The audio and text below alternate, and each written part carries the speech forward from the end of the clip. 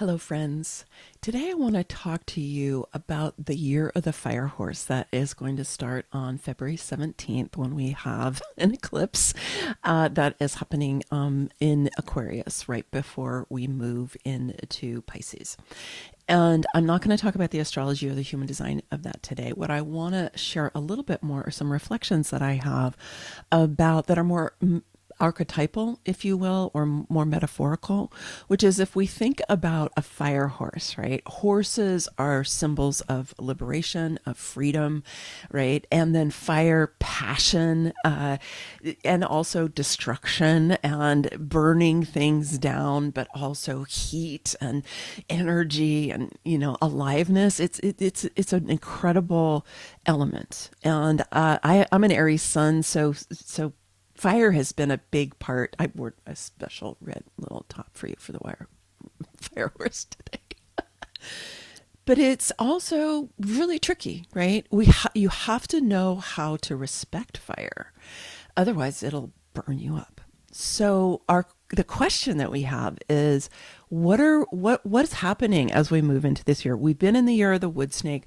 We've been shedding and shedding and shedding, right?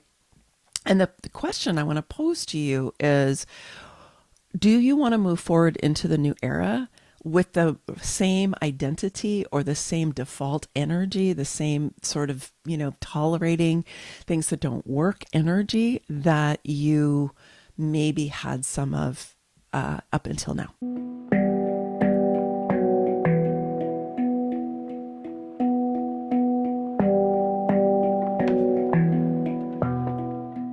Do you want to carry that forward with you into the new era? Because whatever gets carried forward is going to be gain speed and power with all of that fire. And so, my friends, my dear women, you have been taking care of people forever. You have been the person who has been in charge that makes sure everybody gets what they need. You've been the person at work that people can count on. Right? You've been that person, and you have probably tolerated a lot of things, maybe do things at work that are not 100% in alignment with your values, because that's normal. It's normal. It's what everybody does. Or maybe you've done things in your family, like you've been a little bit more of a caretaker for your partner than is really healthy for you. Or maybe you've let your kids act in ways that are not the best for you and really probably not the best for them. And so this is a time when you can start to establish more boundaries for yourself at work, in the family, with your friends, whatever situations where you start to identify that you've been tolerating things and you've been avoiding looking at the fact that you're tolerating them, right? And you decide to have a heart to heart with yourself. You decide to be like, you know what? I'm going to just sit down and pay attention. I'm going to go inside. I'm going to go in with a loving eye, not a critical eye, not a judgmental eye, but just one that says, I really want to see what's been true for me. And what do I want to carry forward with me? Now, women in midlife are really in a good position for this transition because chances are you're already in some kind of transition. This is generally what happens for most of us around the Chiron return, somewhere between the Uranus opposition around age 42 and the Chiron return around age 50. There is the shift that starts to happen, and you start to stop for a minute and go, wait a minute, why am I doing this? And when you have that moment of realization, which often leads to multiple moments of realization, one after the next, after the next, after the next, right? And then new possibilities start to open up for you. But before you get to the new possibilities, sometimes you're really acutely aware of the things that need to change. The good news is that because we're moving into much faster moving energy, you're going to be able to make changes much faster. And so this is a huge opportunity for you to be able to really, from that heart to heart that you have with yourself, make some changes that you know that you've wanted to make, but maybe you were afraid to make them, or maybe it wasn't the right time to make them. Right? And I want you to know you can make changes without completely blowing up your life. I know a lot of people get afraid of making changes because they're afraid that they'll lose things that they really care about. And I want to say is if you move forward from your own heart of heart, what your inner being, or I like to call the light being that is you, that is inside of you, that's animating your form, right? When you move forward in alignment with that part of yourself, you won't lose anything that is really meant for you to carry forward into the new era. You may already have been experiencing some relationships concluding or transforming. You may have been experiencing other new relationships coming in that are actually more aligned with who you are now and who you want to become. And you may find, some people have left their jobs. Some people, their jobs have told them to leave. Sometimes people are starting new businesses. There's a lot of opportunity in the midst of breakdown. And so what I want to encourage you to do is to go into yourself inside. Really have some heart to heart. I'm a big fan of writing. I'm a big fan of journaling. The other thing you can do if writing kind of isn't really your thing is you could just talk into voice memo on your phone and then listen back to it later. But there's something about expressing and getting it out, and not necessarily to another person. It could be, but it could also be just for you. And for you to be getting it out and then reviewing it and being with it and seeing what is it that my deeper self, right? My soul self, my inner being really wants to guide me to do into the next phase. So it's important now for you to be setting these boundaries, for you to be carving out time for yourself so you can have those inner conversations with yourself, so that you can not be getting tweaked by other people's demands, and to pull yourself back from distractions that you may have become habituated to, because they tend to make it easier for us to kind of manage tension or to manage things that we are tolerating that we actually really don't like. Distractions, whether that's television or whether it's, fighting with people, or whether it's eating things that aren't good for you because it helps you to kind of just feel your body and calm down a little bit, temporarily anyway.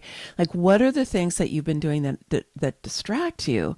And instead, spiral back inside yourself so that you can really tap into what's true for you. It's really time to reclaim your life. It's really time to, what I like to say, take command, which is something that sovereign beings do, right? I'm a big mentor for sovereignty and teach the women in my community and my clients and so on to really step into their sovereignty. And of course, I wrote a book on sovereignty. It's called Feminine Sovereignty, 8 Pillars for Regenerating Ourselves and Our World. If you haven't checked it out yet, I'll put the link where you can get it down below. But just to say, it's a time to really reclaim yourself and to be putting yourself first in terms of your decisions about how you're going to move forward. So if we think about this horse, right, you can be looking at this horse now and be saying, okay, how do I need to prepare myself so that I can move forward into that horse, I can climb on it, and I can grab the reins, and I'll be in charge of my life moving forward. Because you don't really want to carry forward that old energy, that old tolerating identity that you have. You want to be able to say, you know what, I'm going to make this change now. I've got all of the energetic support from the cosmos to do this now. There's so much light that is pouring into the earth right now that is coming from the sun, and the sun's being activated by the galactic center. And all of this is stimulating us to say no more to things that don't work for me. I'm not going to keep on putting my values aside, or I'm not going to keep putting myself aside in order to focus on things that other people or the outer culture says is most important. I'm going to put myself first. To support you on this journey, I created a quiz that's called What's Your Midlife Awakening Archetype? And it leads you through a series of questions that just helps you to see, well, what is my starting point right now? Where am I right now? And once you get that, then part of what you get with your results are, what are your growth edges? Like, what are the things that are best for you to be kind of working with now? And then you also get some questions for you to journal with or to go and talk into your voice memo about and then review later. Because you want to start having that inner conversation. I like to call it you meeting you, right? This is when I could talk about spiritual practice in our Sovereign Sisterhood community. And I really encourage people to have some kind of spiritual practice. What I mean, the kind of the core of that is just you meeting you. There's many, many different ways that you can do that. I offer different kinds of guidance about how you can do that and how you can get yourself into a receptive state so that you can meet your inner being. But here, just for today, I want to say, you can do this by just sitting down, in the sun and feeling the sun and being on the earth and letting your thoughts soften, right? You can do that. You can do some breath work. You can gaze at a candle. That's a really classic one. I kind of like that one. There's a lot. You can take just a walk out in the woods. There's many ways that you can do this, but the most important thing is that your intention is to connect with a deeper part of you. So elements of that will be built into the results that you get with your quiz. It says, okay, you're at this stage in your journey of awakening, and then these are the next steps that you can take. So I'll put the link for that down below. It's totally free to you, and I'm really, really curious to see about which archetype you get. And if you want to, you can come back to this video after you take the quiz and let us know. I would really love to hear about that. I always read all the comments, and I comment back, so I would love to hear from you. I've been through an extraordinary amount of change over the course of my life. In human design, I have a predominance of what's called individual circuitry, which by its very nature is, in the human design system, we call it mutative. It just basically means changing. And when I learned that from my human design, it was like, oh, that's why I'm like that. And this makes me a particularly good guide for those who are in the process of transformation, in the process of transition, in the process of change. And of course, our world is really changing a lot right now. And that quiz and the results that you get will help you to navigate change a little bit better, because a lot of times change is difficult because we don't know what the next step is, right? We get afraid and we're like, and it all looks so big and we're not quite sure. And what I have found, and what I think generally spiritual guidance provides, is the next best step. Okay. You don't have to see the whole thing, because the truth is that the whole thing hasn't really been developed yet because you haven't made all your choices. And so the next best step can bring you a lot of relaxation, because you're like, okay, I just need to do the next thing. I don't need to be thinking about everything so much. But I do, as a kind of a change expert, if you will, somebody who's just been through it a lot, because that is my mutative nature, is that it really is possible to change without blowing up your life, unless your life really, really needs to be blown up. And sometimes that is the case. I've been through that too. I had my life blow up really big at one point. So it could be that that'll happen, but it's not necessary. For some people, it can actually be tweaked.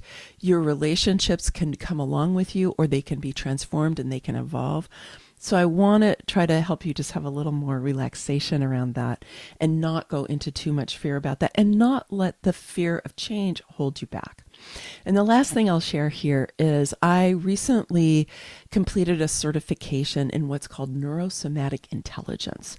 And so it's a body of work that teaches you to partner with your nervous system, so that you can really regulate and restore and move it through your life as a resourced person, rather than feeling so fatigued and so anxious and so overwhelmed and so confused, which is pretty much common these days. Like, most people are pretty tweaked. And it's not that I never get tweaked, but now that I have the tools and the perspectives that I learned with neurosomatic intelligence, also known as NSI, it's made a huge difference. And I know how to really ground myself and how to relax. And so it's important as we move forward into change that we learn how to work with our nervous system, because the nervous system is anxious about change. It takes a lot of energy in order to move forward with change. And so if you're already depleted, or if you're too anxious because of stuff that's going on, it's very difficult to move forward even on those best next steps that you'll get with your results from the quiz. And so one of the things that I will follow up with you about when you take the quiz is some information about nervous system healing, because that will help you as you move forward. So you can look forward to that as well. All right, my friends, I know this is a really intense time. I'm feeling it too. We just had a whole series of X-class flares coming off the sun. And, we don't really know how it's all going to play out. But what I do know is that you can take more command of your life. You can reclaim your energy. You can reclaim your own heart space. You can put yourself at the top of your priority list, and you can carve out time so that your inner being can guide you through these changes. This is a lot of what we do in the Sovereign Sisterhood, is just learn how to tap into our inner guidance so that things like creating boundaries or making time for ourselves becomes easier. And so I want to just encourage you to, do what you can to clear away the old before we get to this fire horse ignition point. We're going to have another ignition point on February 20th when Neptune and Saturn move to the creator degree in Aries, the 0 degree of Aries. So I'm going to do other videos about that. But today I really wanted to just speak to you from my heart and encourage you to take command of this time. Take advantage of the energy rather than feeling like you're at the mercy of it. All right, my friends, I will put the quiz at the end of the video, and I'll put it down below, and I can't wait to hear about what your result is. All right, many blessings. Much love. Bye for now.